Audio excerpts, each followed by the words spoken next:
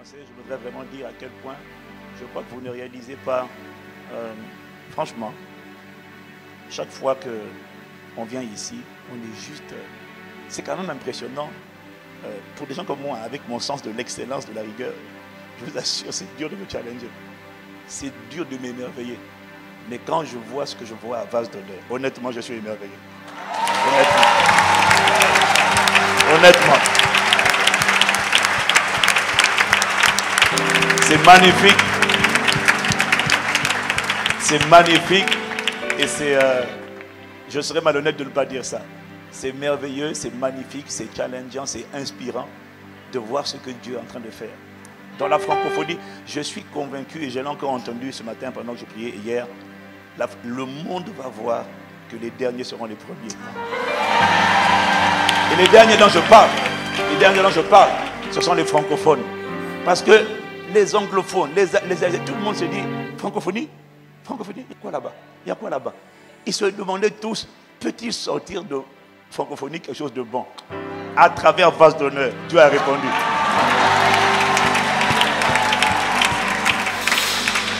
À travers Vase d'Honneur, Dieu a répondu. Et la réponse est un écho qui va continuer de se faire entendre jusqu'aux extrémités de la terre. Assurément, Dieu s'est souvenu de la francophonie. Et Vase d'Honneur est un défi, est un challenge, est une inspiration. Quand je te dis, même pour quelqu'un comme moi, je te préviens, c'est dur de m'étonner. C'est dur de m'enthousiasmer. Je suis trop exigeant. Mais ici, je suis enthousiaste. Oh, que Dieu mette sa main. Et ça a commencé avec l'offrande d'une vie, celle de mon frère et de son épouse qui ont accepté de mourir afin que d'autres reçoivent la vie. Voilà pourquoi il faut continuellement rendre grâce, parce que tout part d'abord d'une tête. Et la qualité de la tête, de l'huile qui coule, va déteindre sur tout le corps. Voilà pourquoi il faut prendre le temps de bénir Dieu pour mon frère, l'apôtre Sanogo et son épouse, Maman Lili Internationale. Tu peux l'appeler Pasteur Mohamed, il n'y a pas de problème. Mais sache que cet homme est un apôtre et une autorité spirituelle. C'est un docteur, c'est un apôtre, c'est un prophète, suscité par Dieu dans son époque et dans sa génération, pour être un témoin, une lumière, un prodige vivant, à la louange et à la gloire de son nom. Et moi, je me sens juste fier et honoré d'être le plus insignifiant de tous les esclaves de Jésus-Christ, aux côtés de ce genre de grand homme de Dieu. Et moi, le plus insignifiant, je suis juste content d'être à ma place. Et je suis fier de voir ce que Dieu est en train de faire à travers notre génération, parce que le week-end prochain, nous aussi, par sa seule grâce et miséricorde, nous allons emménager dans... Ok. Bon. Non, mais il n'y a rien. Mais je vous préviens déjà, quand vous allez voir la vidéo, quand vous allez voir ce que Dieu a fait, je vous préviens, si vous venez là-bas, vraiment, je vous préviens déjà, parce que quand je dis aux gens, vous allez être choqués, à l'église, tout le monde disait, ouais, ben d'accord, amen. Et puis quand ils sont venus sur place, j'ai vu des gens pleurer. La semaine dernière, la dernière fois au Gala des femmes, il y a une dame que j'ai vue, ça m'a vraiment ému. Elle est arrivée parce qu'elle n'était jamais venue à la Cité Royale. Puis quand elle est venue, elle était là, elle s'est mise à pleurer. Elle m'a dit, je ne suis pas digne de vous regarder. Ni vous, ni Maman Maud. Parce que, et puis elle pleurait. Elle dit, vous avez rendu cette vision possible. Votre obéissance l'a rendue possible. Mais la vérité, c'est que le standing de la Cité Royale est d'un niveau où les Américains qui passent me disent qu'il y a plus grand, c'est sûr, mais en termes de cachet, ils ont vu ça à Singapour. Ni aux États-Unis, ni en France, ni en Europe, à Singapour ou à Dubaï. Donc, mais c'est juste la preuve que Dieu s'est souvenu, Dieu a regardé les cœurs de ceux qui l'aiment véritablement. Et je t'assure que ce que Dieu a commencé, et il va faire sortir de Vase d'Honneur, mon Dieu. Je crois qu'on est dans la même course, dans la même époque, dans la même génération. Et le monde va respecter Christ à cause des œuvres. Il va voir. À cause des vies transformées, à cause des œuvres. Non, bien aimé, on est dans une génération où on ne peut plus maîtriser l'église. C'est fini. Il y a des œuvres qui inspirent le respect. Les œuvres parlent. Et ta vie, c'est une œuvre qui va parler. ton témoignage va inspirer le respect. On ne peut plus, bien-aimé, on ne peut plus te mépriser, nous mépriser à cause de la couleur, de la peau, de la race, de la face. Non, on ne peut plus. Il y a des dimensions d'œuvre qui inspirent le respect et qui montrent que, comme dit Pasteur Mathieu, les ballons ne se lèvent pas à cause de leur couleur, mais à cause de leur contenu. Il y a des qualités de témoignage, il y a des qualités de transformation. Même quand tu n'aimes pas, tu es obligé de dire je m'incline, je reconnais que ça, c'est le doigt de Dieu.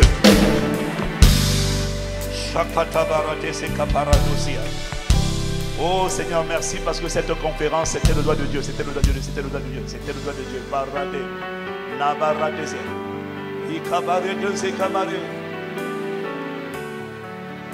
Oh, SPAC 2023, nous te rendons grâce pour ce que tu as fait. Tu as envoyé ta parole par ton serviteur, l'apôtre Sanogo, et par les orateurs, Papa Cambry et tous les autres qui se sont enchaînés. Chacun son style, chacun sa variété, chacun dans sa diversité. Mais tu as arrosé, tu as inspiré, tu as étendu ta main, tu as lancé ta parole, tu as relevé, fortifié, consolé, redressé. Tu n'as pas fini. Tu vas encore le faire, le perfectionner. Nous avons été tellement édifiés ce matin par le culte de ton serviteur Mohamed ce matin au premier culte. La parole que tu as libérée à travers lui. Waouh! Seigneur, tu as dit dans ta parole, sachez honorer de tels hommes pour le prix qu'ils ont payé. Merci Seigneur pour l'huile qui coule à travers sa vie. L'huile est répandue sur cette maison. L'huile est répandue sur la francophonie. L'huile est répandue Seigneur sur nos différents ministères. Sur le vase, sur ton serviteur Marcelos, ton serviteur Greg, sur Papa Cambéré, sur nous tous. Oh Père, nous sommes juste reconnaissants parce qu'à travers nous, Seigneur, ce n'est pas nous. Nous ne sommes rien. Mais nous sommes Seigneur, nous sommes la manifestation des prières, des supplications, des pères, des grands-pères, des ancêtres chrétiens qui ont été méprisés, qui ont souffert, qui ont été injuriés, qui ont été vilipendés, qui ont été banalisés en Europe, en France, au Canada. Et Seigneur, et ils ont crié à Dieu, mais ils n'ont pas vu la manifestation de leur prière. Et plusieurs d'entre nous de notre génération, ce n'est pas à cause de nous, de nos talents, de nos compétences, de notre intelligence. Non, c'est parce que le Dieu de justice s'est souvenu simplement un jour de faire justice et de faire paraître une génération d'hommes et de femmes totalement différents, qui ne pourront plus être banalisés et qui seront la consolation des ancêtres qui ont crié et dont la voix du sang est montée jusqu'au ciel. Et la réponse de Dieu, c'est toujours un peuple, c'est toujours une armée, c'est toujours des témoins. Oh mon frère, ne sous-estime pas ce que Dieu a décidé de faire dans cette époque. Dieu a décidé de répondre à tous ceux qui ont méprisé, vilipendé, banalisé. Ils ont dit rien de bon ne peut sortir de l'église, ni de la francophonie, ni de l'église.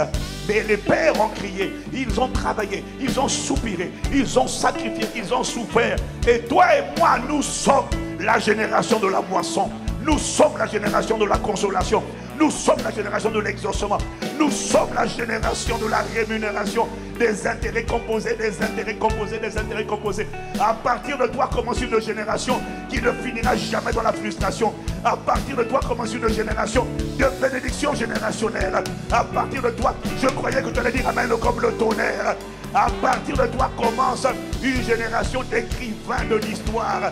Pas de lecteurs, mais d'écrivains de l'histoire. Écrit par un doigt invisible qu'on appelle le doigt de Dieu. On dira dans ce sujet. Ce qui va sortir de ta vie va tellement causer l'étonnement. Ce qui va sortir de ta vie va tellement causer l'émerveillement. Ce qui va sortir de ta vie, l'esprit est en train de me dire que toi, tu seras la consolation de tes parents. Toi, tu seras la joie de tes parents. Tes parents n'ont pas vu. Tes parents ont prié. Tes parents t'ont porté. Tes parents ont soupiré. Il y en a qui ont été massacrés par la sorcellerie. Des morts prématurés en cascade. Des fausses couches en cascade. Mais toi, tu es celui qui va relever la tête de ta famille. Relever le témoignage de ta famille. Redresser la tête. Une seule personne peut devenir la consolation de toute une famille, de tout un village. Je ne sais pas qui s'adresse cette parole, mais je crois qu'elle s'adresse à celui qui va donner amen comme le tonnerre.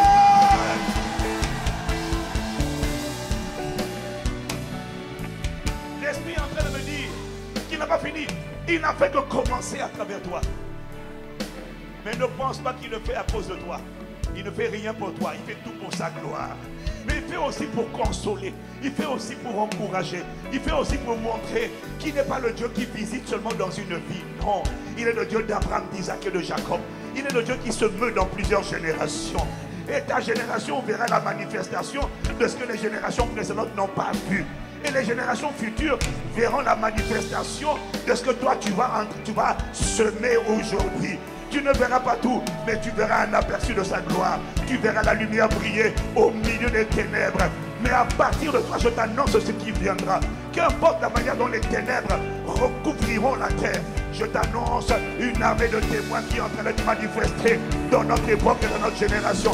Une armée de lumière, une armée de témoins, une armée de prodiges vivants, de miracles à la louange et à la gloire de son nom.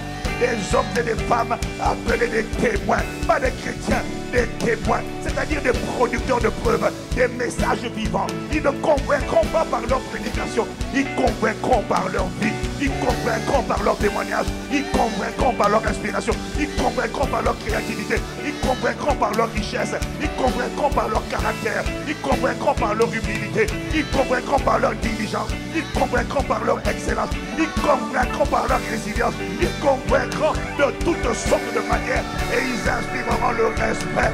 Je t'annonce la manifestation d'une armée d'hommes et de femmes à cause desquels on ne pourra plus mépriser Jésus. On dira, si c'est ça Jésus, je veux Jésus. Si c'est ça Dieu, je veux Dieu.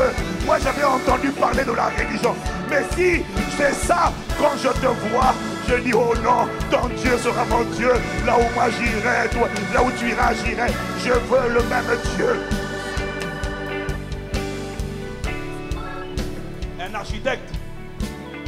Un architecte n'a pas besoin de faire de la promotion, n'a pas besoin de faire de la publicité. La publicité d'un architecte, ce sont les édifices qu'il a construits. La publicité d'un architecte, un architecte ne fait pas de pub. Sa publicité, ce sont les maisons, les édifices qu'il a réalisés. Voilà pourquoi Dieu est sérieux avec toi. Parce qu'il sait que la qualité de l'ouvrage qui sortira de ta vie sera la publicité à la louange et à la gloire de son nom. Voilà pourquoi Dieu est sérieux avec toi. Voilà pourquoi il a commencé une œuvre qu'il va rendre parfaite. Et à ton sujet, on dira, quand on verra l'édifice, quand on verra comment ta vie avait commencé, quand on verra le naufrage, la confusion, l'embarras, la disgrâce, les calamités, les catastrophes, les épreuves, la vallée de l'homme de la mort, les tribulations que tu as traversées, quand on verra comment tu as commencé. Oh bien-aimé, je suis en train de te parler à toi, mais en vérité, je suis en train de me souvenir de ma propre histoire. Ah, kapara, kisi, kapara. Oh bien-aimé, je t'annonce qu'il y a des gens, tu vois, il y a des gens sur lesquels il n'y a pas eu de prophétie. Peut-être toi, il y a eu des grosses prophéties. Mais il y a aussi des gens sur lesquels il n'y a pas eu de prophétie, il n'y a pas eu de parole de connaissance, il n'y a pas eu un doigt qui est venu sur eux, il n'y a pas eu un doigt d'homme de Dieu qui les a localisés. Il y a des gens, ils étaient totalement anonymes, comme Joseph, comme David. Il n'y a pas eu de distinction particulière, il n'y a pas eu de songe particulier, mais à cause de leur cœur, une main invisible, le doigt de Dieu les a localisés. Je suis en train de te dire, quand on verra ce que Dieu aura fait de ta vie, dans cette saison, dans cette époque, dans cette génération, les gens diront, mais comment est-ce possible? Les esprits méchants diront, mais on avait tout fait, on avait tout déployé pour l'embarrasser, la frustrer, l'enfermer, la cadenasser. Et le diable va demander des comptes aux geôliers, aux hommes forts qui avaient été affectés à ta vie. Le diable va demander des comptes. Comment l'avez-vous laissé sortir? Comment est-elle sortie de ce divorce, de cette stérilité, de cette confusion, des prisons qu'on avait mis pour la retenir? Comment a-t-elle fait pour s'échapper? Alors là, les démons et les sorciers vont regarder le diable tête baissée. Ils vont dire, ça c'est le doigt de Dieu. Ça c'est le doigt de Dieu. Et ils diront, ça c'est le doigt de Dieu. À ton sujet, ça c'est le doigt de Dieu. Ils diront à ton sujet, ça c'est le doigt de Dieu. Oh, ça veut dire qu'ils ne le diront pas pour toi. Est-ce qu'il y a quelqu'un pour qui on dira, ça c'est le doigt de Dieu. Ils sont déjà en train de dire à mon sujet, c'est pas possible. Il regarde ta couleur de peau. Il regarde ta face. Il regarde ton nom. Il regarde ton passé. Il regarde avec les yeux. Ils disent, mais comment? Il y a une contradiction. Comment cette personne peut-elle devenir ça? Comment? Qu'est-ce qui s'est passé? Le diable va dire, on n'a rien vu venir. C'est normal. Le diable, depuis la rédemption, a été lové par Jésus. Il n'a pas vu venir la gloire de Dieu sur ta vie. Il pensait qu'en te combattant, il était en train de t'emprisonner. Mais il n'a pas vu venir le doigt de Dieu. À ton sujet, ils lui diront, oh, je ne sais pas si tu reçois la parole. Il est en train de t'envoyer. Mais je ne sais pas, mais ça va s'accomplir dans la vie des 120 témoins qui diront, oh, ça, c'est... Ils diront à ton sujet, mais que s'est-il passé? On n'a rien pu faire. Elle s'est connectée à la conférence SPAC. On ne voulait pas qu'il y aille. Mais quand il est allé, elle y est allée, il y est allé. La personne qui est partie n'est pas la même que la personne qui est revenue.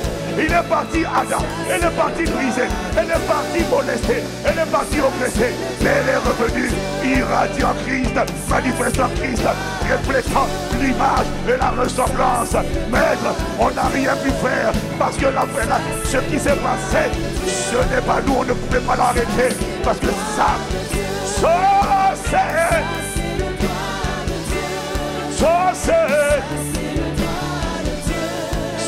c'est, ils diront à ton sujet, ça c'est. Oh, c'est ça que je voulais voir. Est-ce que tu es en train de connecter à la parole prophétique? Parce que la qualité de ta ferveur détermine la qualité de ton exaucement. Là, tu vois, tu es au niveau 0,5. Mais tu comprends, tu n'es pas en train de chanter, tu es en train de proclamer ce qui va t'arriver.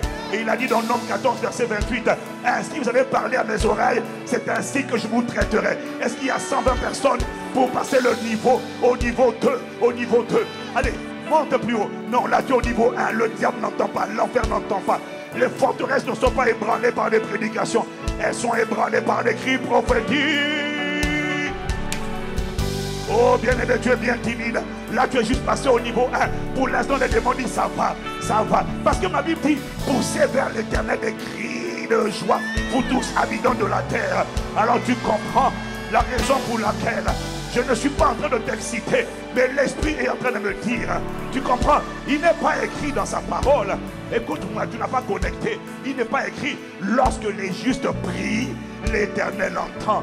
Non, il est écrit, lorsque les justes crient, l'Éternel entend. Mais pourquoi crier? Pourquoi monter le niveau? Parce que tu vois, le cri est un message. Le cri est un message. Oh bien-aimé, tant qu'il n'y a pas de cri, il n'y a pas d'attention. Dans tous les pays du monde, il y a des gens qui ne sont pas contents. Le chef de l'État n'en a rien à faire parce qu'il a plusieurs dossiers à gérer.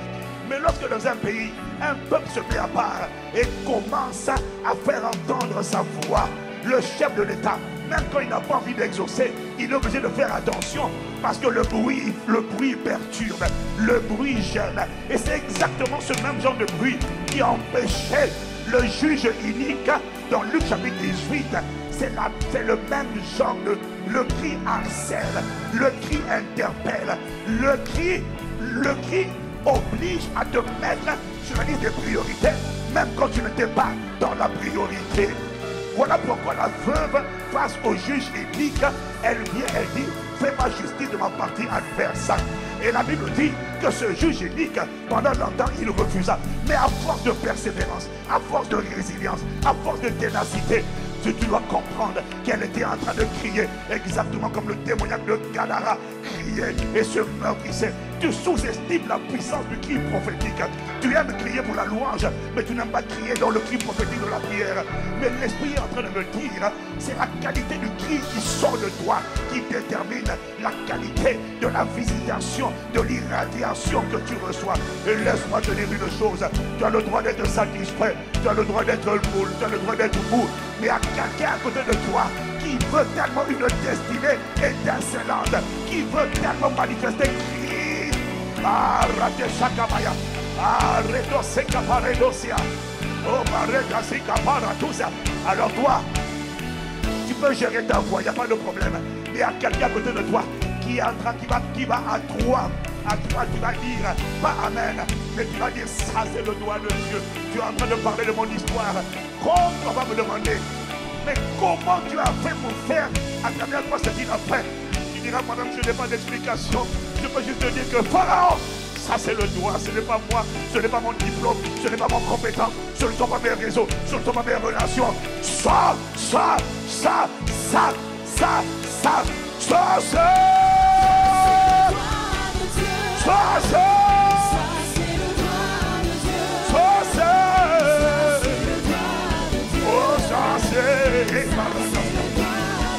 les hôtels de sorcellerie familiaux. Comment l'avez-vous échappé? Comment se fait-il qu'elle vous a échappé? Son mariage, sa fécondité, son témoignage, sa destinée vous a échappé. Comment se fait-il? Les sorciers vont rendre des comptes au diable à ton sujet. Ils diront, là on n'a rien pu faire, ce n'est pas nous.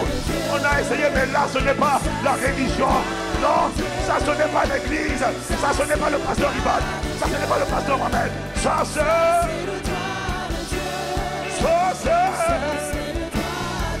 Je ne sais pas pour toi, mais à mon sujet, bien aimé, ils ont dit et ils sont en train de dire ça c'est. Oh, ça c'est. Oh, ça c'est. Oh, ça c'est.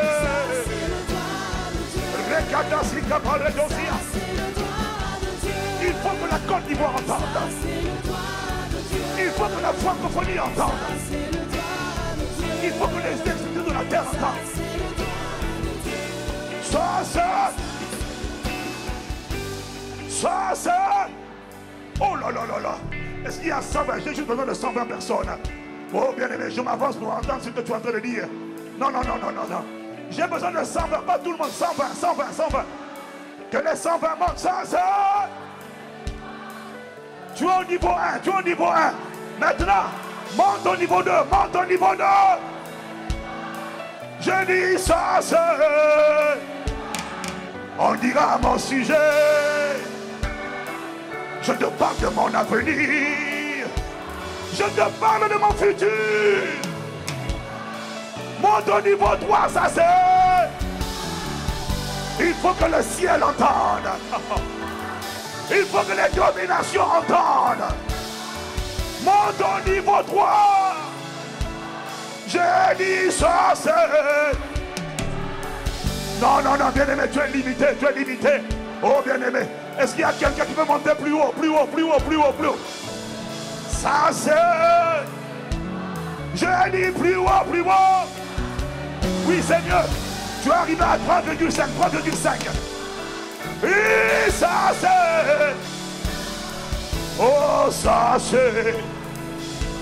Monte au niveau 4, ça c'est. Ça c'est. Oh, laisse-moi te dire, dans un stade de football, ils font plus de bruit que toi dans un stade de football. Ils sont plus enthousiastes que toi dans un stade de football. Ah non, je ne laisserai pas des païens faire plus de bruit que moi. Je ne laisserai pas des pierres faire plus de bruit que moi. Je ne pourrai pas me contenir dans l'assemblée des rachetés. Je ne suis pas en train de chanter, je suis en train de prophétiser. Oh, ça c'est. Allez au niveau 4, monte. Quelque chose est en train de se passer, monte. Et ça c'est. Ça c'est.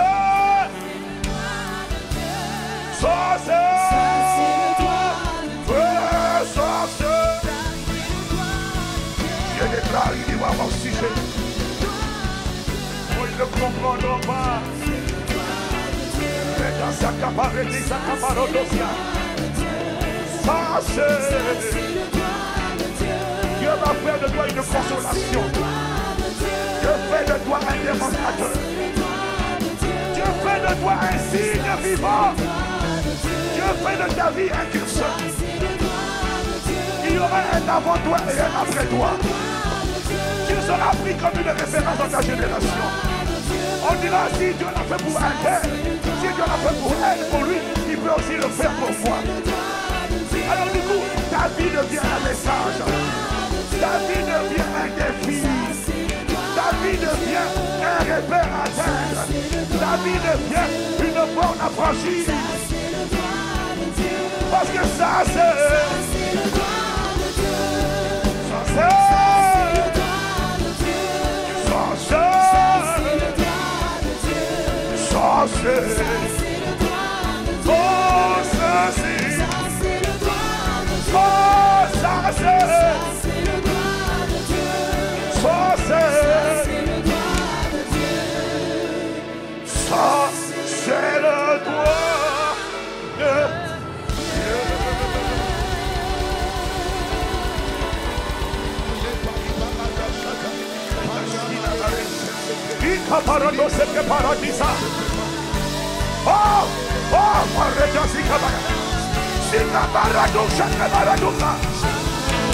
Oh, je n'entends pas, tu aurais dû répondre à la parole. Oh, Seigneur, augmente ma foi. Augmente ma ferveur. La Bible dit la prière fervente. Ce n'est pas la prière du juste. Ce n'est pas la prière du juste. Non. C'est la prière fervente du juste. A une grande efficacité. Radesika parodo sakapara. Ebrekajasiko paridasika paro.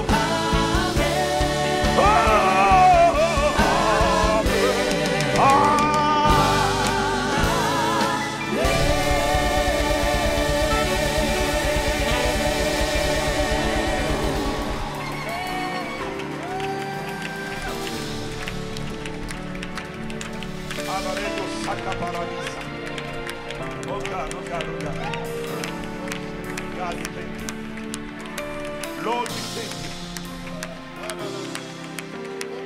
je ne sais pas qui a reçu la parole, mais elle s'accomplira dans la vie de celui qui a cru à ce qui a été annoncé.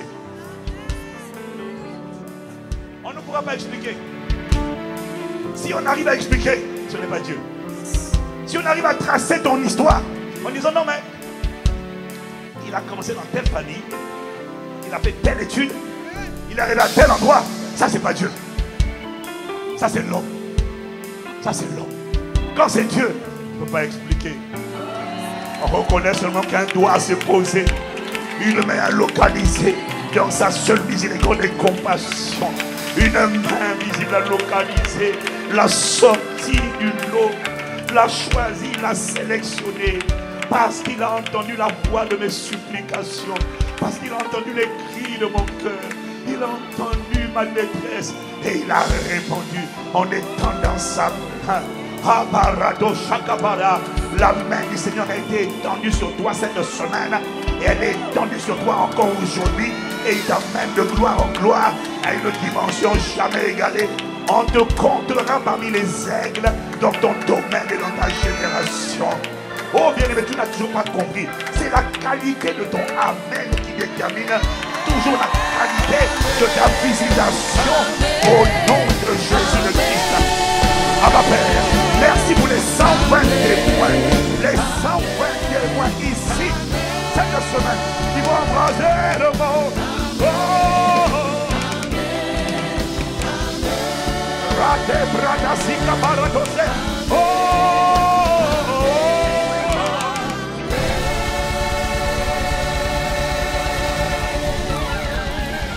Oh, si c'est de toi qu'il s'agit, si c'est toi ce qui est moi, acclame-le! Acclame-le!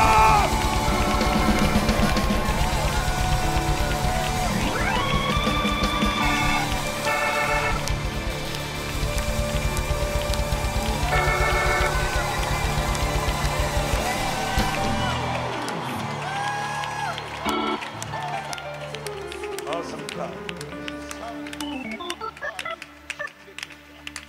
Cher Saint-Esprit, here we are before you. Nous voici. Here, Holy Spirit. Reconnaissons nos incapacités totales en appelant seulement ta capacité afin que tu nous remplisses de la connaissance de ta volonté.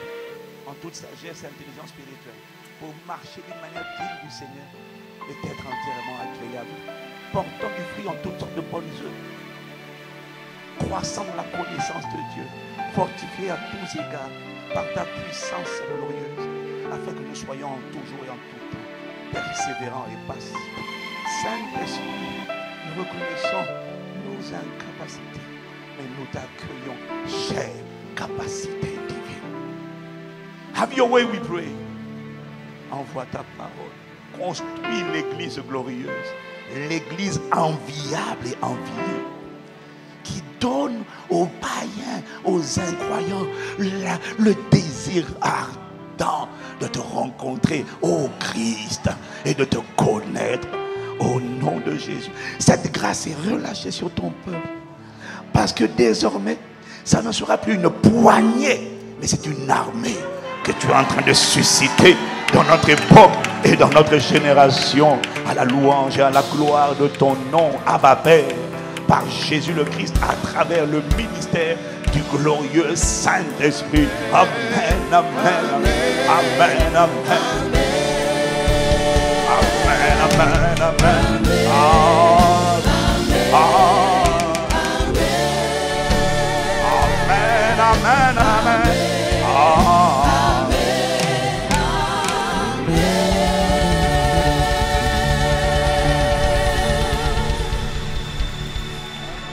Oh, quelqu'un me donne un bon amen.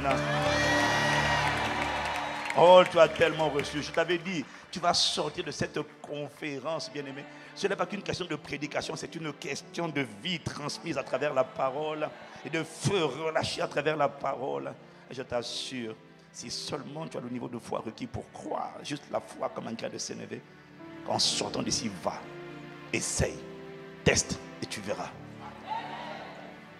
À cause du visage de Christ, des portes fermées vont s'ouvrir, sans prière supplémentaire, juste avec une nouvelle attitude de paix, de foi, d'humilité, de bonté, de bienveillance.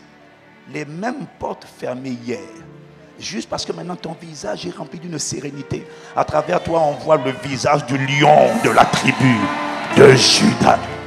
La nature te reconnaîtra. Les finances te reconnaîtront.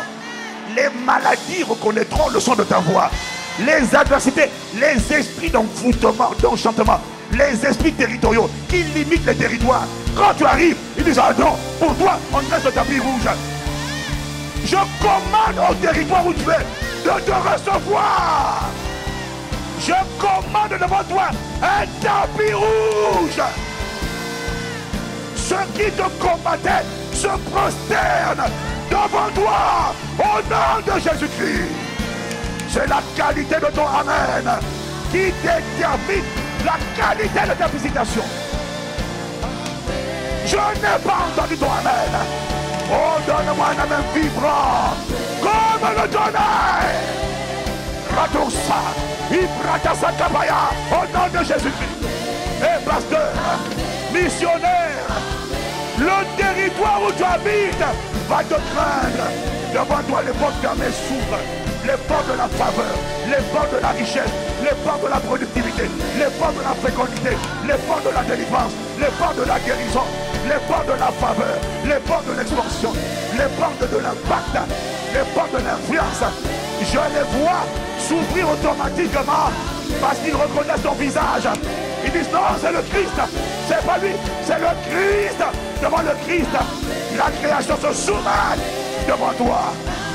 Je commande le téléchargement de cette grâce sur ta vie au nom de Jésus. Amen, amen.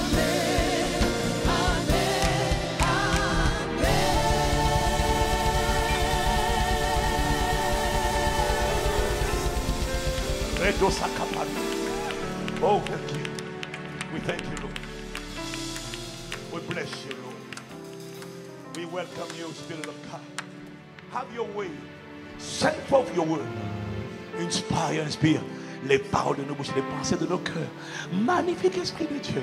Oh, dans le laps de temps qui nous est imparti, télécharge ce qui doit être téléchargé. Nous t'implorons. Nous nous humilions devant toi Nous avons juste soif de toi. S'il te plaît, fais la différence. Parce que tu es la différence. Bienvenue, glorieux Saint-Esprit, au nom de Jésus. Amen, amen, amen. Oh, acclame-le, acclame-le. Acclame le héros qui t'a sauvé. Acclame. Tu es en train d'acclamer Jésus le Christ. Il est présent en toi et au milieu de nous. Par le glorieux Saint-Esprit. Quand tu honores l'Esprit, tu honores Jésus. Amen, amen, amen.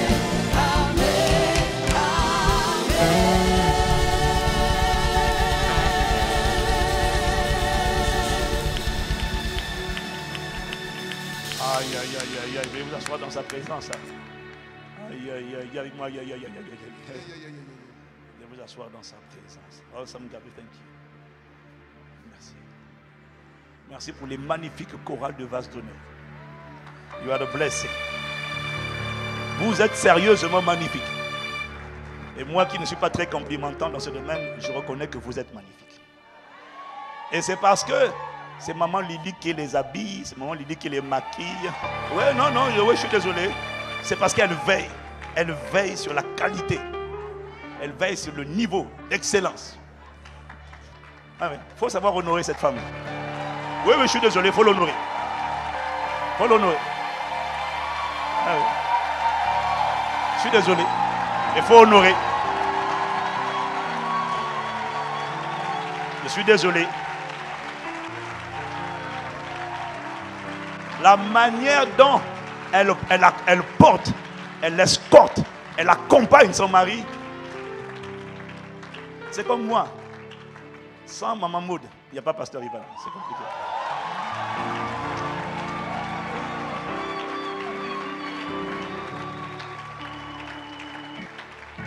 On a tendance à penser au pasteur, mais on ne pense pas, on ne voit pas la femme derrière ou à côté qui fait le travail. Que Dieu te bénisse. Au nom de Jésus. Asseyez-vous dans sa présence. Quelqu'un dit gloire. Alors, dans le laps de temps que j'ai, je voudrais juste... Je sais que je n'aurai pas le temps de couler comme je dois couler. Mais je ne suis pas là pour enseigner. Je suis là pour télécharger. Alors, je voudrais juste te convaincre d'une chose. J'ai commencé à en parler le vendredi. Je voudrais juste te persuader d'une chose. C'est que tu te mettes ça dans ta tête, dans ton cœur. C'est que rien, ni personne, n'est assez fort pour t'empêcher de changer. Aucun péché, aucune réclamation, aucun lien générationnel, aucun schéma chronique, parce que ta famille a connu ça, c'est normal que tu connais ça. Dès que tu penses ça, c'est fini, tu es déjà vaincu à cause du mensonge. Il n'y a aucun péché qui est trop fort. Ah, le péché là, j'arrive pas. Non. La colère, l'amertume, le manque de pardon, c'est trop fort pour moi, j'arrive pas. Non, c'est faux. Il n'y a rien qui est capable de t'empêcher de changer. C'est ça que Paul a compris. C'est la révélation qu'il a eue. Et quand il m'a expliqué ça, alors, j'ai compris vraiment. Je t'ai dit, Paul est l'apôtre des païens. Il parle aux Romains, il parle aux Corinthiens, il parle aux Éphésiens, il parle aux Colossiens, aux gens de Laodicée. Il parle à toutes sortes de chrétiens qui tous, de génération en génération, ont adoré des démons, qui ont les mêmes challenges que toi et moi, les mêmes asthmes générationnels, les mêmes divorces générationnels, les mêmes célibats générationnels, les mêmes blocages générationnels, les mêmes liens générationnels. Eux aussi, ils ont ça. Mais quand Paul leur parle, c'est comme si Paul ne réalise pas que Paul leur dit désormais changez. Vous avez marché, vous avez reçu une vie nouvelle, le Romains 6, verset 4. Il les appelle à marcher en nouveauté de vie. Et vous avez reçu une vie nouvelle en Jésus-Christ. Maintenant, je vous demande de manifester cette vie nouvelle. Paul, tu plaisantes ou quoi? Tu ne sais pas que moi j'ai des liens? Tu ne comprends pas que j'ai des combats? Oui, tu as des combats. Et ces combats viennent d'où? C'est parce que le temps me manque pour t'expliquer ça. Chacun d'entre nous, avant de venir au Seigneur, était détenu par des hommes forts.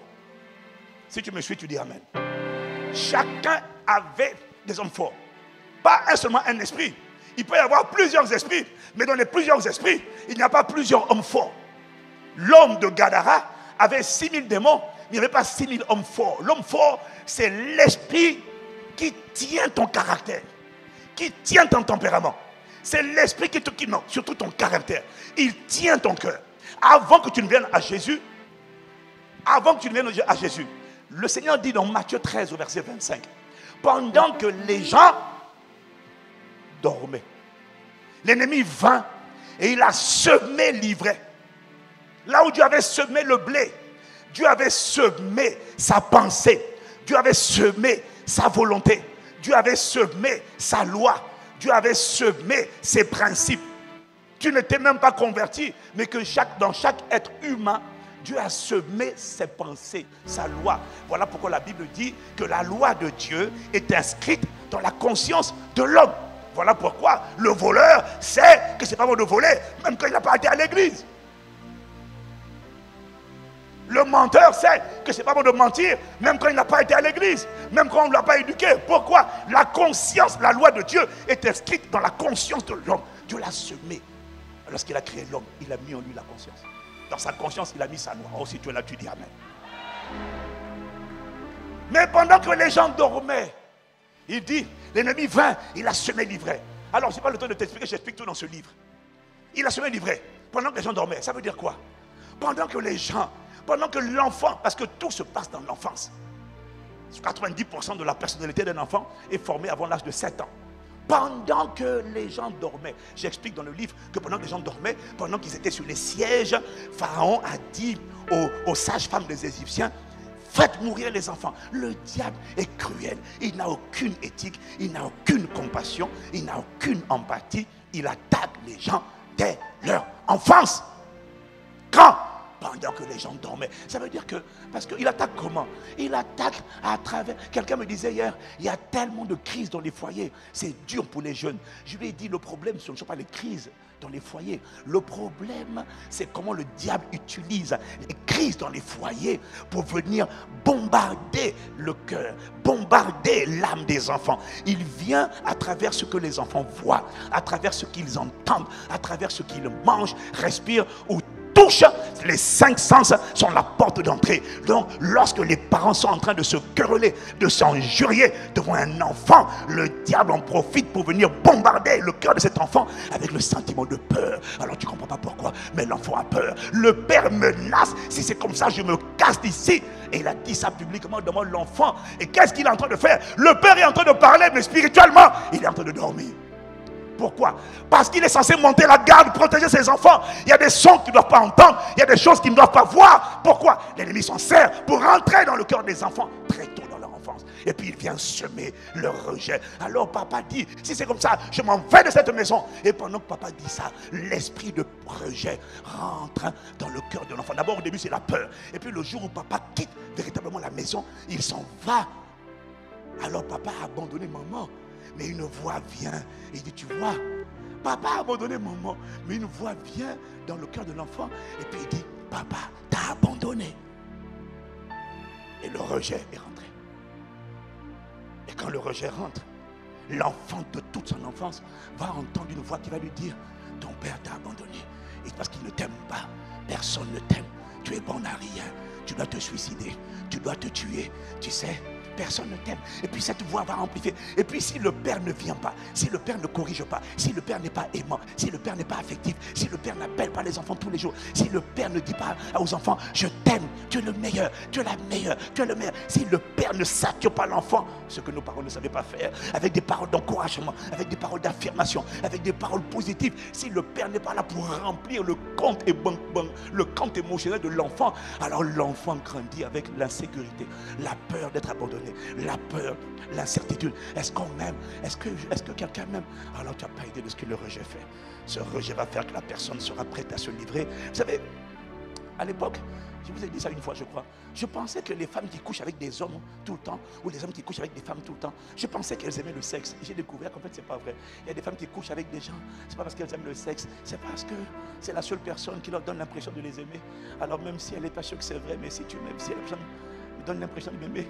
Alors je vais rester là parce que j'ai besoin d'amour, j'ai besoin d'amour. Toi tu penses qu'elle aime ça? Non, c'est l'amour qu'elle est en train de chercher. Ça, pour garder l'amour, je vends mon corps, je donne mon corps parce que c'est la seule condition pour obtenir un peu d'amour et d'affection. Mais en fait, c'est pas qu'elle aime le sexe, c'est qu'elle a besoin de sentir aimée. Jusqu'au jour où elle tombe dans une communauté où on l'aime sans la juger, on l'aime sans la critiquer, on l'aime sans la pointer du doigt. Elle se dit, mon Dieu, il y a des gens qui sont capables de m'aimer comme ça.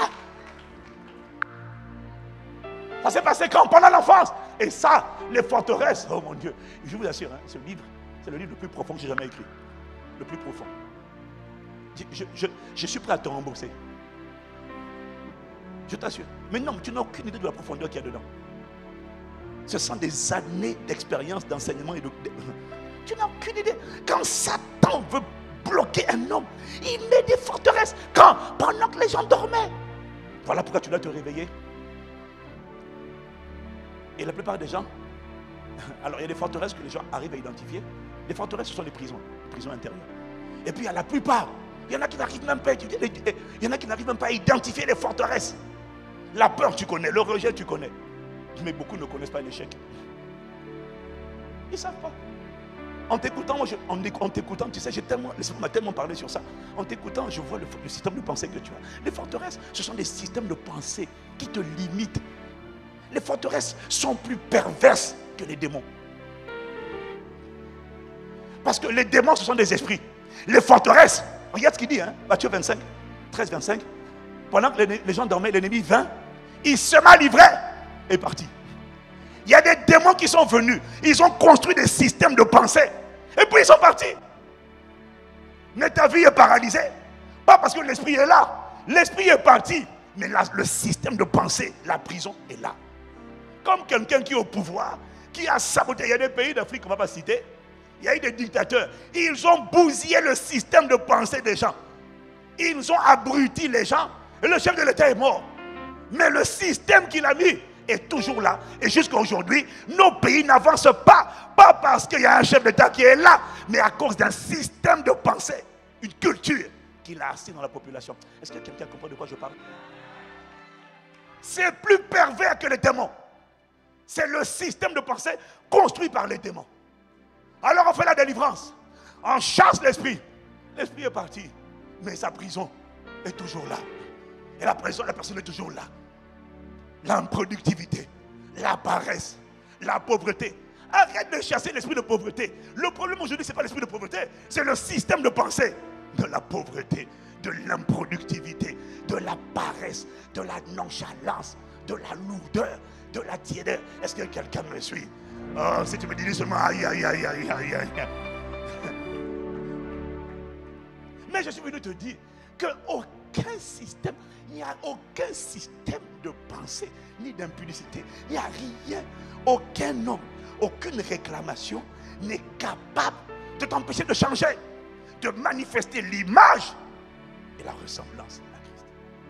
Et c'est ça que Paul ne nie pas les forteresses, puisqu'il dit, Paul lui-même il dit, si nous combattons selon la chair, si nous combattons dans la chair, si nous vivons dans la chair, pardon, nous ne combattons pas selon la chair. Donc Paul reconnaît que nous combattons. Oh, mais tu n'as pas dit amen. Paul reconnaît que nous, si nous habitons dans la chair, nous ne combattons pas selon la chair. Les armes avec lesquelles... Oh, miséricorde. Mais 2 Corinthiens 10, verset 3 à 5, miséricorde de miséricorde. Car les armes avec lesquelles nous combattons ne sont pas charnelles, mais elles sont puissantes par la vertu de Dieu pour renverser les forteresses. Donc Paul reconnaît que nous combattons. Je n'aime pas ton silence. Je répète, je n'aime pas ton silence. Merci. Dis avec moi miséricorde. Mais demande à ton voisin, c'est quoi? Toi, tu as quoi même? C'est quoi ton panneau? Il y a un combat, c'est vrai. Mais c'est pas ça. Alors bref, le temps qui m'est imparti. C'est pas ça qui t'empêche de changer. Paul écrit à des gens qui étaient dans la même situation que toi. Je t'ai parlé vendredi de Éphésiens chapitre 4 à partir du verset 17. Tu te rappelles? C'est qui était là? Si tu te rappelles, lève la main. Bon, tu pourras les réécouter. Maintenant, je vais t'emmener dans un autre passage. Donc Colossiens chapitre 3. Allez, on va aller rapidement. Donc Colossiens chapitre 3. On va aller dans Colossiens chapitre 3 à partir du verset 1. On va lire rapidement. Voici donc, Colossiens 3, verset 1. Si donc vous êtes ressuscité avec Christ, cherchez les choses d'en haut où Christ est assis à la droite de Dieu. Attachez-vous, affectionnez-vous, attachez-vous. Ah, ok, là-bas il dit affectionnez. Ok, d'accord. Ma version dit attachez-vous. D'autres versions disent affectionnez-vous. D'autres versions disent pensez constamment, préoccupez-vous des choses d'en haut et non de celles qui sont sur la terre, là où Christ est assis. Attachez-vous aux choses d'en haut et non à celles qui sont sur la terre, car vous êtes morts et votre vie est cachée avec Christ en Dieu. Quand Christ, votre vie, paraîtra, alors vous paraîtrez aussi avec lui dans la gloire. Affectionnez-vous, méditez, préoccupez-vous des choses d'en haut, pas des choses de la terre, des choses d'en haut. Et maintenant, regarde ce qu'il dit.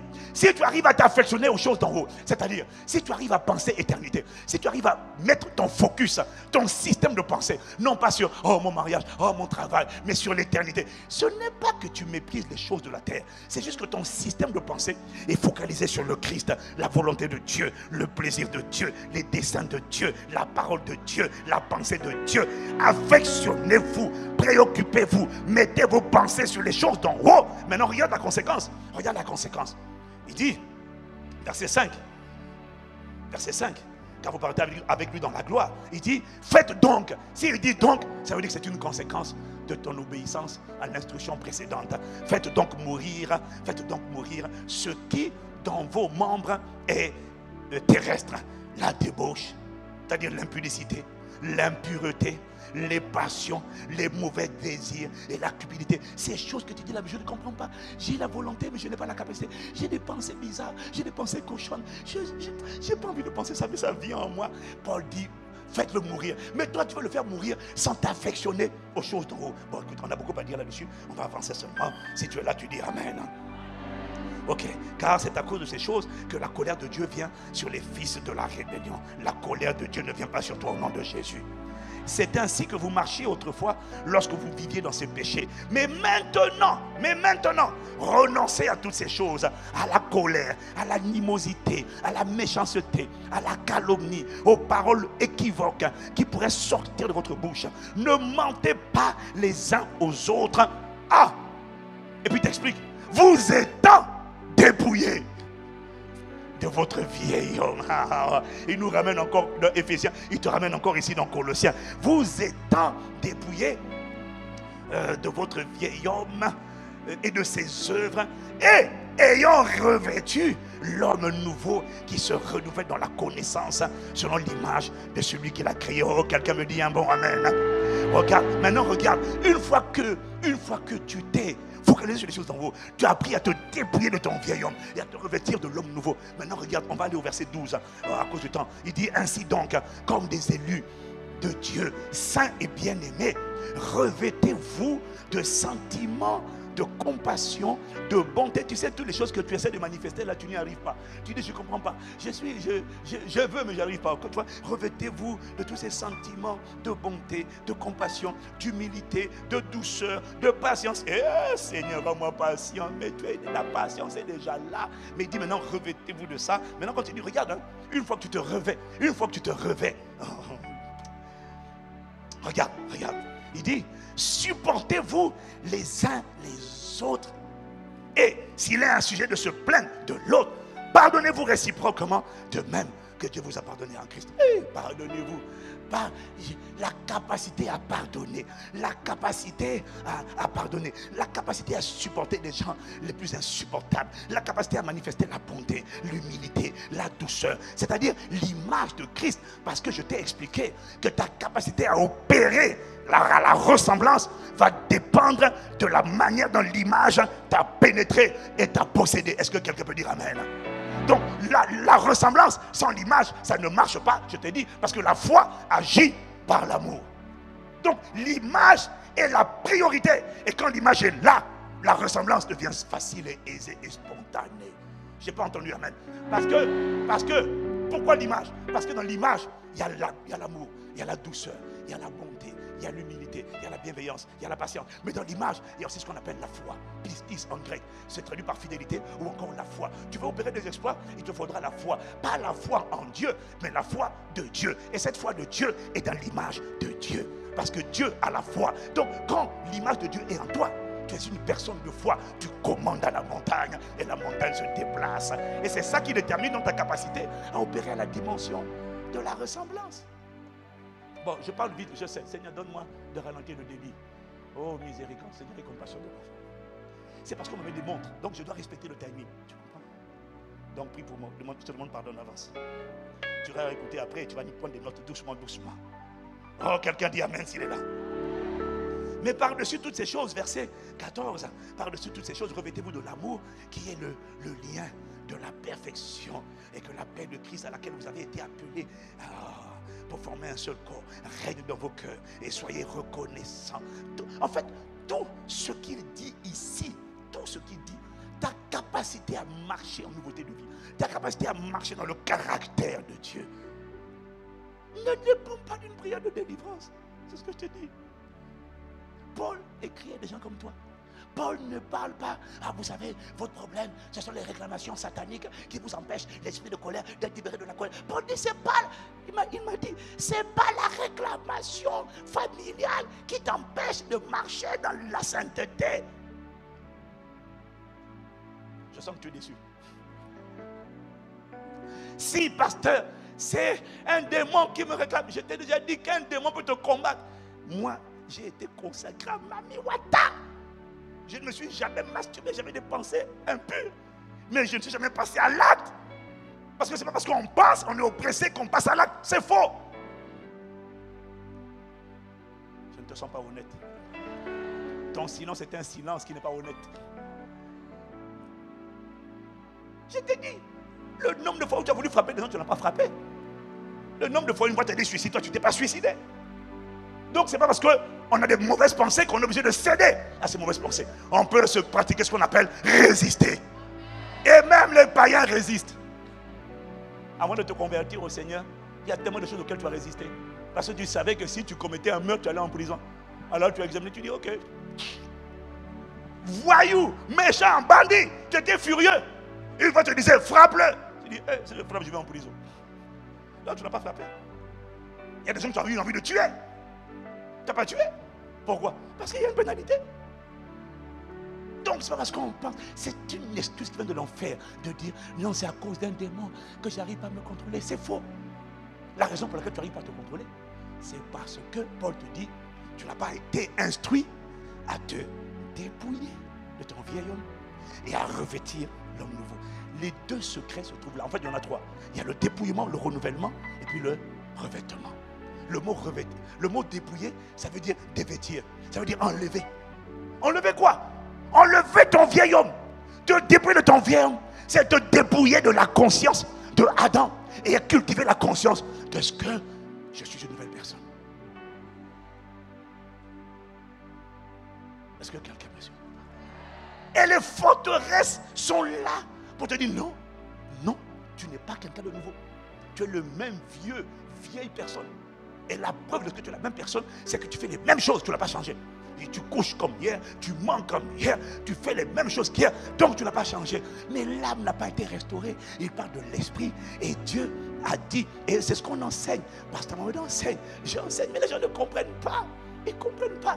Tu es un nouvel homme. L'esprit qui est né de nouveau là, il est de la nature de Dieu. Il est de la race de Dieu. Ce que Dieu est, c'est ce que je suis déjà. Je suis une royauté. Je suis une merveille. Je suis une splendeur. Je suis un témoignage. Je suis un prodige. Je suis une lumière.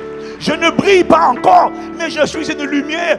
Je ne suis pas encore élevé dans le monde. Je n'ai pas la promotion au travail. Mais tu vois, tu es frustré parce que tu n'as pas la promotion au travail. Tu es frustré parce que tu n'es pas reconnu dans l'église. Pourquoi? Parce que tu n'as pas compris. Toi, tu fais l'élévation pour dire je suis élevé. Mais tu n'as pas compris que tu es déjà élevé en Jésus-Christ. C'est ça le problème. Tu n'as pas compris. Donc, comme tu n'as pas compris que tu es déjà élevé, tu es frustré de ce que l'église ne te reconnaît pas. Le travail ne te reconnaît pas. Mais si tu savais, tu avais la conscience de ce que je suis déjà élevé. Élevé à la droite de Dieu, couronné de mille couronnes. Mais pourquoi est-ce qu'on célèbre la Pâque? On ne célèbre pas la Pâque, on ne célèbre pas la Pâque seulement parce que Jésus est ressuscité. On célèbre la Pâque parce que quand il est ressuscité, attends, à quoi ça me sert que Jésus soit ressuscité si je n'ai pas été impacté. La raison pour laquelle je salue la Pâque, c'est pas parce que Jésus est ressuscité, c'est parce que quand il est ressuscité, il nous a ressuscités ensemble. Il nous a fait sortir ensemble. Il nous a fait monter ensemble. Il nous a fait asseoir ensemble. Je suis déjà assis. Je suis déjà établi dans le monde invisible. Je suis déjà honoré, élevé, établi, positionné, roi, sacrificateur, et je gouvernerai sur la terre au siècle des siècles. Tu comprends? Si j'ai compris ça, je n'ai plus besoin d'un titre pour me sentir élevé. Ça prouve que je ne connais pas mon identité et que je ne me suis pas dépouillé de mon vieil homme et je n'ai pas revêtu l'homme nouveau. Quand tu t'es dépouillé, tu t'appuies. Pour te dépouiller, il faut prendre conscience que tu es une nouvelle personne. Je ne suis pas ce que je fais. Je suis déjà saint. Parce que je t'ai dit, dans la vie, il y a trois choses. Il faut être avant de faire. Il faut faire avant d'avoir. Tout le fondement de la vie d'une personne, c'est toujours qui tu es. Tout ce que tu feras dans ta vie va toujours dépendre de qu'est-ce que tu penses de toi. Tu l'entends tous les jours. Mais si tu es d'accord, tu dis Amen. Comment est-ce que tu te vois? Est-ce que tu te vois comme Dieu te voit? La plupart des gens disent Amen. Le problème, c'est que le diable, les forteresses, les prisons intérieures, ce sont des voix qui viennent te mentir. C'est ce que tu es.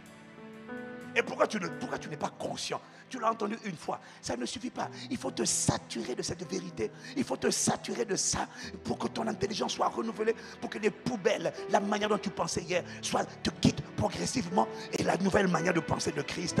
Je suis d'abord. Je suis doux. Je suis patient. Même si je manifeste l'impatience, je dois admettre que mon identité, c'est patient. Je suis audacieux. Je suis plein de foi. Parce que la semence de la foi a été plantée en moi dès ma nouvelle naissance. Mon esprit né de nouveau là a déjà la mesure de foi. Est-ce que quelqu'un comprend? Tu n'es pas mal. Tu n'es pas un malade qui essaie d'attraper la guérison. Tu es un guéri qui essaie de résister à la maladie. Et le problème, quand tu n'as pas compris ça, tu es en train de réclamer, Seigneur, bon, c'est vrai, hein, on dit j'arrache, je lambano. C'est ça, il faut lambano. Mais lambano, ce n'est pas pour suivre quelque chose. En vérité, vous allez, oh Seigneur, aide-nous à comprendre ça. Tu n'es pas un malade qui essaie de guérir. Dieu m'a dit, tu es un guéri, tu es un justifié, tu es un pardonné, tu es un bien-aimé, tu es un accepté de Dieu qui est en train de résister à l'esprit de rejet. Parce que tu dois résister au diable. Mais tu n'es pas rejeté, tu es accepté. Mais tu résistes. Parce qu'il y a un combat. Il y a des systèmes de pensée qui t'attaquent. Il y a des voix qui te combattent. Donc il faut leur résister avec une foi ferme. Mais tu ne peux pas combattre correctement si tu ne prends pas appui sur la vérité. Je suis déjà. Je suis saint. Je t'ai dit. Tu es un saint. Tu es combattu par des voies d'impudicité, par des voies de débauche. Mais je suis un saint qui doit résister à l'esprit de débauche et qui doit veiller sur lui. Et si je ne veille pas sur mes pensées, je peux tomber dans l'impudicité. Même quand je serai tombé, ma nature n'a pas changé. Je suis toujours un saint qui doit se relever, se repentir, admettre qu'il est ce que Dieu dit qu'il est et qui rejette cette voix qui lui dit, tu vois, tu es tombé, tu n'es plus un saint. J'ai dit, le diable, tu es un menteur. Je reste saint parce que c'est ma nature. Je suis enfant de Dieu. C'est ce que Dieu m'a conféré comme statut. Je suis déjà. Le problème, c'est que toi, tu essaies de prier. Tu es déjà bon. Même si tu es quelqu'un de méchant, même si tu as un sale caractère, même si tu es mauvais avec les gens, tant que tu n'as pas admis que tu es quelqu'un de bon, tu ne manifesteras jamais la bonté dans la durée. Tu vas essayer, et c'est ça le piège, tu vas essayer de bien te comporter. Je suis tellement... Parce que des fois, tu dis, tu es méchant, tu es méchant, tu es méchant, tu es méchant. Alors toi, tu dis, non, non, non, ça va aller, je vais essayer, j'ai accepté Jésus, je vais essayer de changer, je vais essayer de bien me comporter. Parce que tu te dis, si je me comporte bien, je vais réussir à être quelqu'un de bien. Je dis non, tu es quelqu'un de bien qui te comporte mal et tu n'es pas un méchant qui essaie de te comporter bien. Tant que tu n'es pas assis d'abord, je suis quelqu'un de bien. Tout ce que tu essaies de faire, dans la durée, ça ne marchera pas. Parce que tout ce que tu fais sera toujours impacté par la conscience que tu as de toi.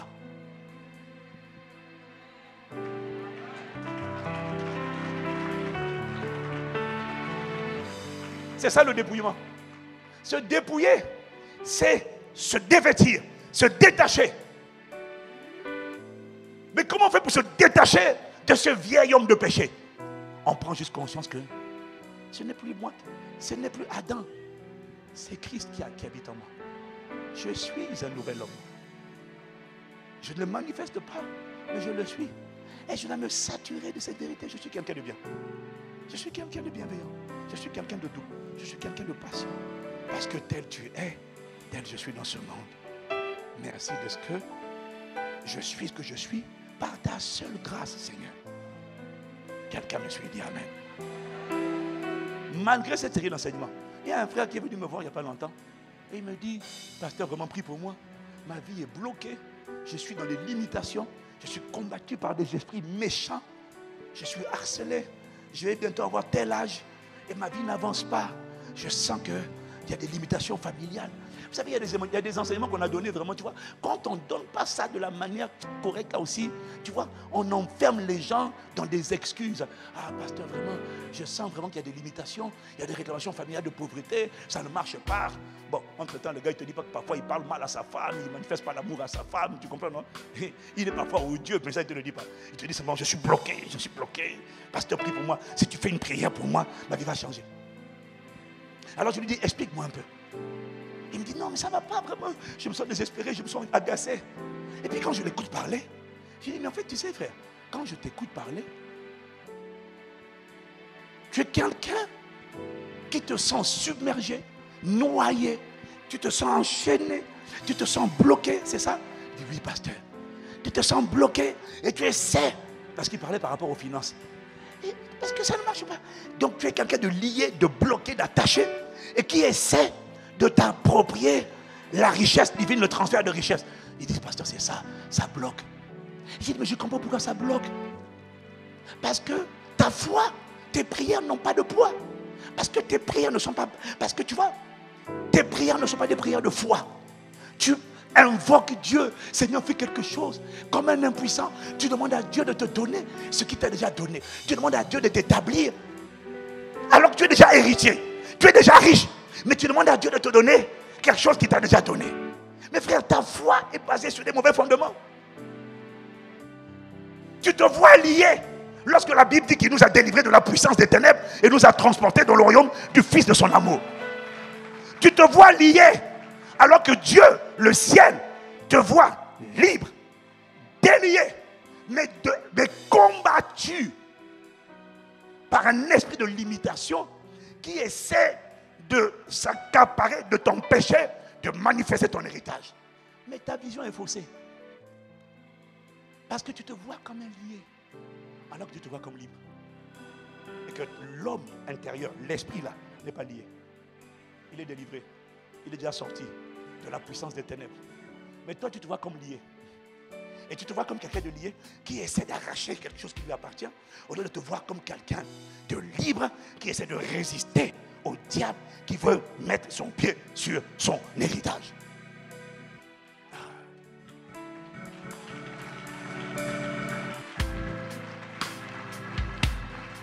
Alors du coup, tu pries, ça ne marche pas. Pourquoi ça ne marche pas? Parce que ta foi est inefficace. Tu pries mais sans la foi. Parce que du coup tu cries à Dieu, Seigneur agis, Seigneur vraiment fais quelque chose dans ma vie, délivre-moi. Dieu dit mais j'étais déjà délivré. Seigneur agis dans ma vie. Mais Dieu a déjà agi. J'étais déjà établi héritier. Donc du coup, tu pries à Dieu. Tu as la foi en Dieu. Au lieu d'être conscient, je suis déjà libéré. Et maintenant, je vais manifester la foi de Dieu pour dire à cette limitation-là, tu t'es trompé de personne. Je ne suis pas attaché. Je ne suis pas ton prisonnier. J'ai été délivré de la puissance des ténèbres. Tu es un menteur. Je suis déjà riche. Je suis déjà un héritier. Je suis déjà sanctifié. Je suis déjà établi. Et je te résiste au nom de Jésus-Christ. Mais toi, est-ce que quelqu'un me suit? Il y a beaucoup de prières qu'on fait qui n'agissent pas. Parce que tu n'es pas fondé. Alors, tu veux prendre les armes de Dieu pour combattre. Le problème, c'est que tu n'as pas la ceinture de vérité. Parce que tu es trompé par un mensonge. Et c'est ça le but des prisons intérieures, c'est de te mentir. Est-ce que quelqu'un me suit? Se dépouiller, c'est juste, exige de se saturer de la connaissance de la vérité, de la conscience de la vérité. Tu dois écouter des messages en permanence, en boucle. Prends prier ensemble, des textes de prier ensemble, qui te disent qu'est-ce que tu es. Qu'est-ce que tu es en Jésus-Christ? Qu'est-ce que tu es? Tu dois te saturer de ça. Ça ne marche pas une fois, ça ne marche pas deux fois. Ça, tu dois le faire permanemment, jusqu'à ce que le portrait de toi, le portrait du rejeté, cède place au portrait de l'accepté. Le portrait, Dieu dit déjà que tu es une créature merveilleuse. Dieu dit, Paul dit dans 2 Corinthiens 11, verset 2, je crois, il dit que je vous ai fiancé à Jésus-Christ comme une vierge. 2 Corinthiens 11, verset 2, ça dit quoi? Enfin, en gros, Paul dit que depuis que tu as reçu Jésus-Christ, tu es une vierge pure aux yeux de Dieu. Si tu me suis, tu dis Amen. Mais il y a des voix qui te disent que tu as été violé, tu as été abusé sexuellement, on a touché. Donc tu es une personne abusée. Donc tu as un voile de mélancolie, de tristesse. On a abusé de moi. Mais non, Dieu dit, mais non. Dès que tu es venu à Jésus-Christ, Dieu a fait de toi. Dieu, oh Seigneur, le verset il est où? Je vous ai fiancé à Jésus-Christ. Je vous ai fiancé à Jésus-Christ. Oh là là, aidez-moi à le trouver, aidez-moi à le trouver. Je suis jamais de vous dire oui, parce que je vous ai fiancé à un seul époux pour vous présenter à Christ comme une vierge pure. Voilà comment le ciel te voit. Mais toi, des fois tu te dis non, tu n'es pas une vierge pure, tu as perdu ta virginité. Mais tu ne comprends pas, je suis une vierge pure. Dès que j'ai donné ma vie à Jésus, il m'a rendu de nouveau pur. Le sang m'a purifié, je suis pur. Mais toi, la chasteté ne te rend pas vierge pure. Tu es d'abord une vierge pure, c'est ce que tu es dans ton identité de nouvelle création. Mon esprit, depuis qu'il est venu en moi, il a nettoyé tout ce qui était en moi par le sang. Je suis désormais une personne pure. Alors quand une fois tu dis, oui, mais tu as été abusé, tu dis, c'est pas moi. C'est le vieil homme. Je suis une vierge pure. Mais dis Amen. Même si tu as commis des avortements, je suis une vierge pure. C'est ça que je suis. Et quand tu vas opérer, t'asseoir sur la vérité et réprimer ces voix de mensonge, tu verras que là tu es en train de faire je résiste au diable. Tu verras que progressivement la voix qui t'oppressait de plus en plus va disparaître, va diminuer jusqu'à disparaître complètement, parce que tu vas t'asseoir sur la vérité. Tu n'es pas n'importe qui. Ce que Dieu est, tu l'es déjà. Le dépouillement, c'est prendre conscience et accepter ma nouvelle identité. Maintenant, le revêtement, c'est ce dont le pasteur Mohamed a parlé ce matin. Regarde, allez, on atterrit. Oh, miséricorde, on atterrit. Si tu es là, tu dis Amen, on Amen. Bon, est-ce que quelqu'un comprend un peu quand même tu ne comprends pas tout? Est-ce que tu comprends un peu? Si tu comprends un peu, acclame Jésus, acclame Jésus, acclame Jésus, acclame Jésus.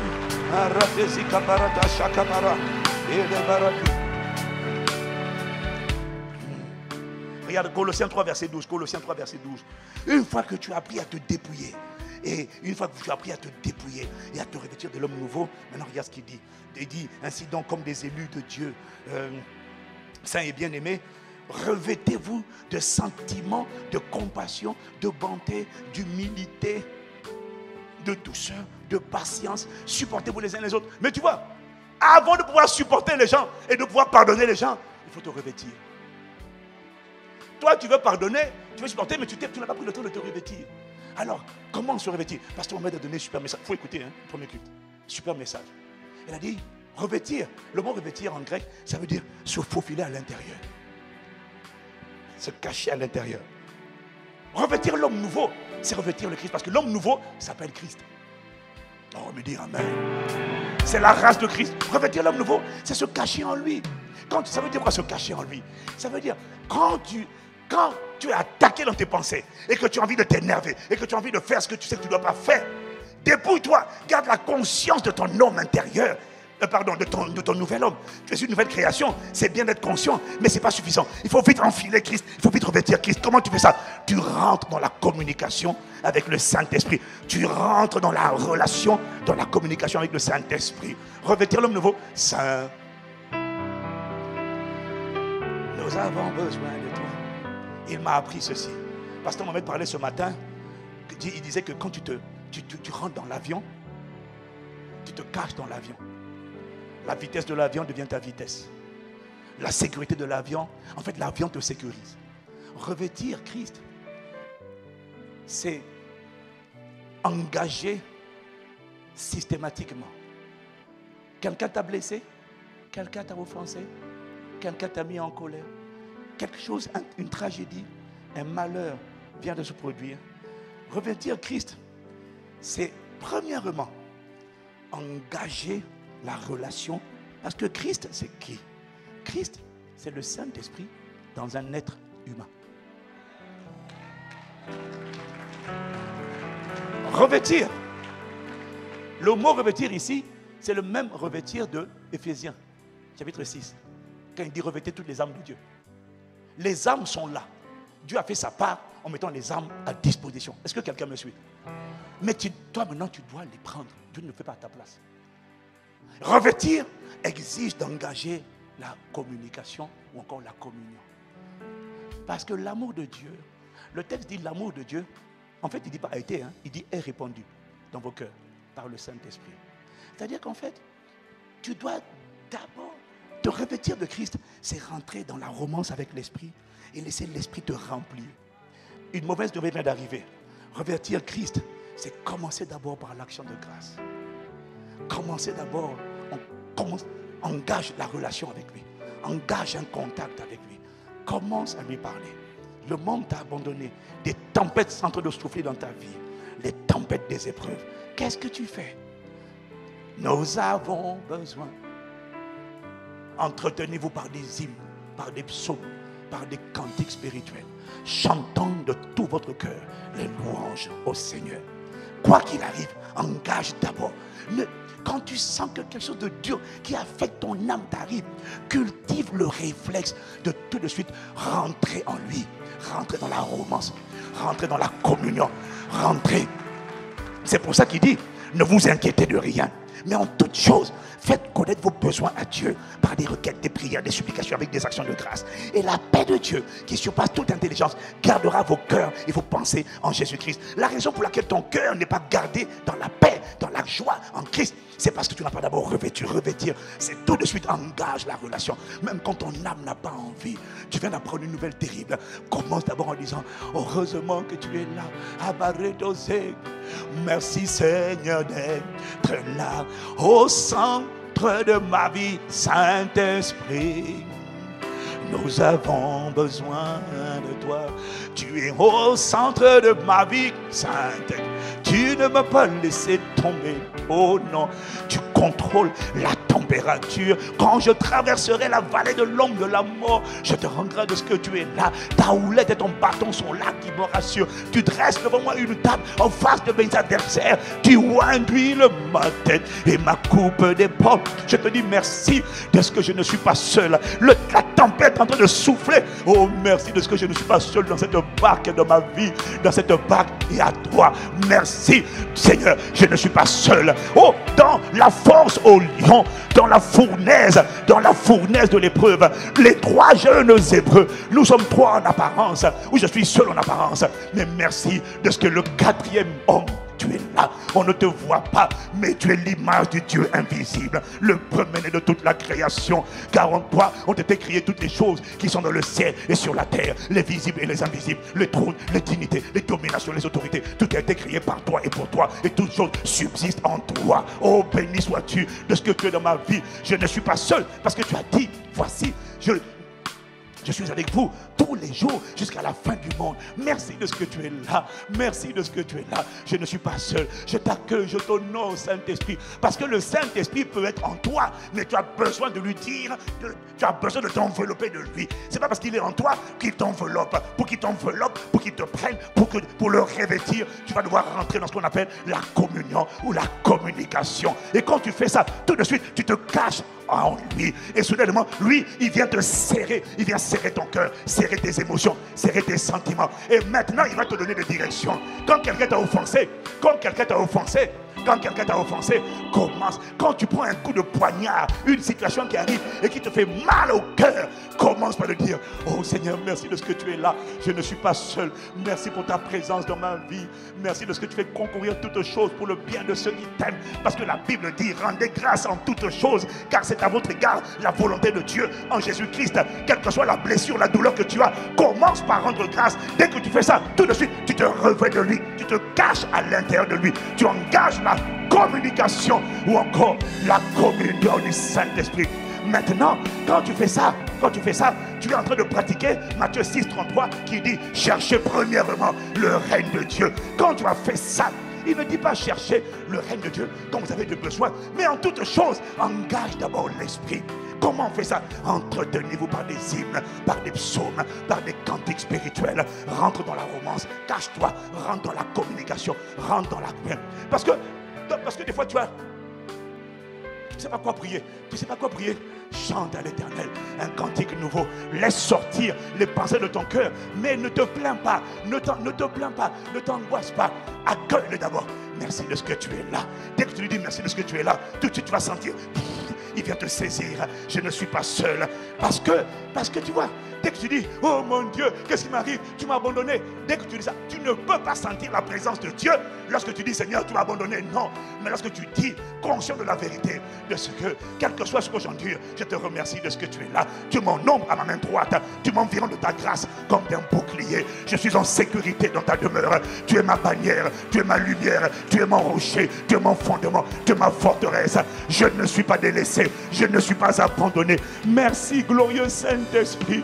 Que ma force, ma vigueur, ma capacité. Sans toi, je ne suis pas capable d'affronter ça. Mais merci de ce qu'il est écrit. Avec Dieu, nous ferons des exploits. Merci de ce que, Seigneur, le malheur vient d'arriver. Je ne sais pas comment tu vas faire, mais je te rends grâce de ce que tu vas faire concourir toutes choses pour le bien de ceux qui t'aiment. Et tu sais à quel point mon cœur est attaché à toi. Alors, merci. Cette situation est amère, mais je dois dire merci parce que le psalmiste a déjà dit, je bénirai l'Éternel en tout temps et sa louange sera toujours de ma bouche. Je ne peux pas te maudire. Merci de ce que tu es là. Je t'appartiens. Je suis ta possession exclusive.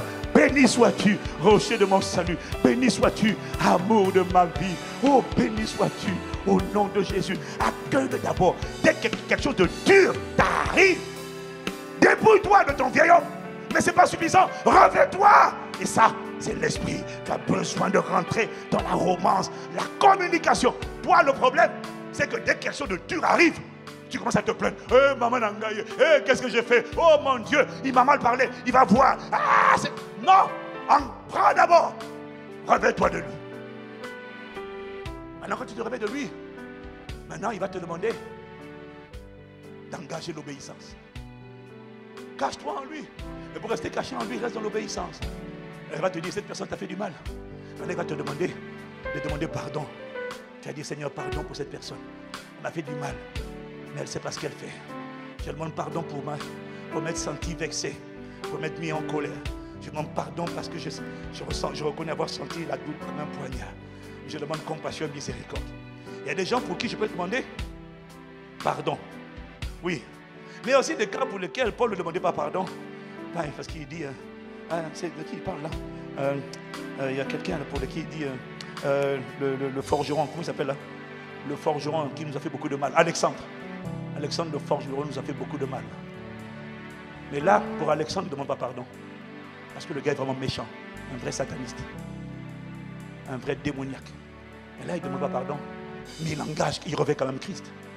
Et puis il dit, Seigneur, le Seigneur lui rendra selon ses œuvres. Sous-entendu, Dieu de justice. Ne laisse pas les méchants triompher. Mais avant de parler comme ça, engage d'abord la communication. Parce que quand tu rentres dans la romance avec lui, quel que soit le coup que tu prends, les paroles qui vont sortir de ta bouche, ce seront des paroles par l'esprit. Des prières par l'esprit. Des réflexes par l'esprit. Parce que c'est lui qui va maintenant te commander et te dire comment tu marches. C'est ce qu'on appelle la vie de l'esprit. Oh, acclame-le, Saint-Esprit. Nous avons besoin. Engage-le, reviens-toi de lui, c'est le Christ. Le Christ, c'est le Saint-Esprit à l'intérieur de toi. Entre dans sa communion. Parle-lui. Comme quelqu'un t'a fâché, calme-toi. Parle-toi. Si tu ne sais pas comment chanter, élève la voix en esprit. Rends grâce, mais rentre dans un chant en esprit. Même à l'intérieur de toi.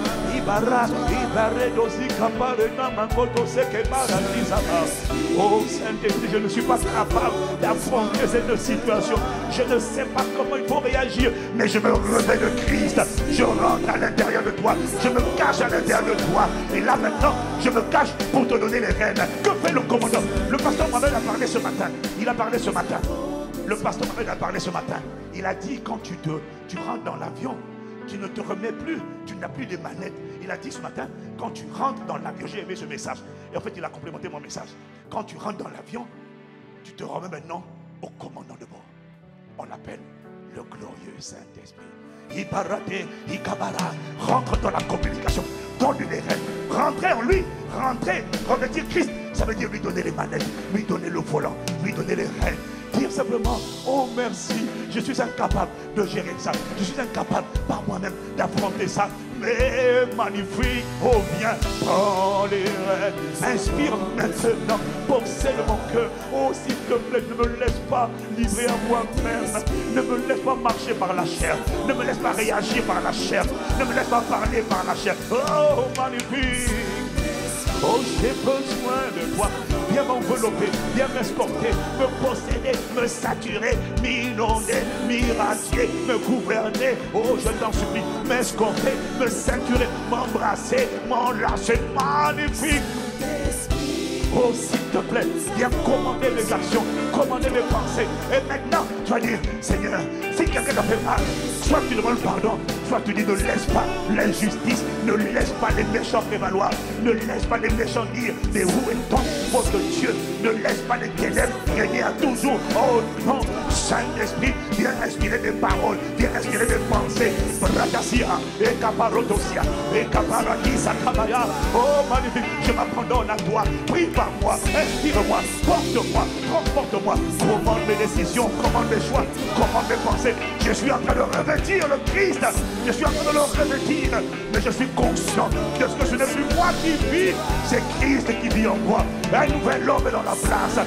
Maintenant, Saint-Esprit, viens prendre les rênes de ce nouvel homme, viens reconduire ce nouvel homme, viens gouverner ce nouvel homme, viens posséder, viens commander, viens gouverner mes choix, mes actes, mes décisions, mes émotions, mes pensées, mes sentiments, ma volonté. Je suis à toi. Oh, ne laisse pas la colère, la peur, la haine, la jalousie, la vengeance gouverner mon cœur. Non, Dieu de justice, tu as dit dans ta parole, à toi la justice, à toi la rétribution, dit l'Éternel. Je te laisse faire justice, mais toi, viens posséder mon cœur, je t'en supplie. Ne laisse pas mon cœur pencher des deux côtés. Ne me laisse pas être mitigé. Ne me laisse pas avoir un pied devant, un pied dehors. Accorde-moi d'être tout entier à toi. Viens prendre le commandement. Allons, Saint-Esprit, résolvons ce problème. Manifestons ton règne, manifestons tes œuvres. Saint-Esprit, tu es le bienvenu. Prends le contrôle. Have your way in Jesus' name. Oh, magnifique. Oh, Padre d'Asiama. Alors élève la voix pendant 30 secondes.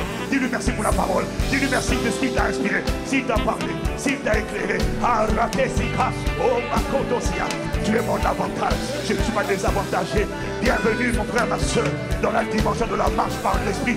Bienvenue mon frère, ma soeur. Si tu opères avec tes secrets, il n'y a pas une réclamation, il n'y a pas une forteresse qui est capable de te retenir dans les prisons, qui est capable de t'empêcher de refléter et de ressembler à Jésus-Christ. Il te suffit seulement de focaliser ton attention sur les choses d'en haut, de désirer les choses d'en haut, de désirer l'esprit, la vie de l'esprit, d'aspirer, c'est ça la soif de désirer. Ensuite, dépouille-toi de ton vieil homme. Ton passé n'est pas obligé de ton présent. Non, je suis une nouvelle personne. Je ne suis pas un malade qui essaie d'avoir la guérison. Je suis un guéri qui résiste à l'esprit d'infirmité. Je ne suis pas un limité, un lié qui essaie d'être délié. Je suis un libéré, un conquérant, un délivré qui est en train de résister à des limitations qui veulent parler contre ma vie. Je tiens ferme. Voilà pourquoi il dit, tenez donc ferme, résistez, résistez. Il jouera de vous. Je le vois fuir loin de David. Je le vois fuir loin de David. Je le vois lâcher David, lâcher ton territoire, lâcher ton église, lâcher ta famille, lâcher ton ministère, lâcher ta destinée. Je le vois lâcher au nom de Jésus-Christ. Oh, Paraclet.